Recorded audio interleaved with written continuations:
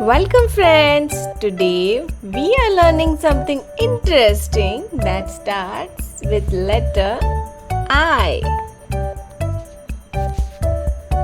I am excited. Mom, what's our first I word? Yes, our first word with I is infant. Can you say I for infant? Infant. I for iguana. I for iguana. I for ink. I for ink. I for inch. I for inch. I for insects. I for insects. I for igloo. I for igloo. I for inchworm. I for inchworm. I for ill. I for ill. I for ice cream.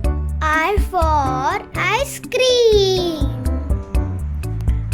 I for ice. I for ice. I for ice water. I for ice water. I for iris. I for iris. I for ivy. I for ivy. I for iron. I for iron. I for island. I for island. I for iceberg. I for iceberg. Great job, kids! Amazing! We have learned so many of I words together. Ice cream, island, insects, igloo, imagination. There are a lot of new words starting with I. Keep learning and join back tomorrow for more learning fun. Bye friends. See you soon.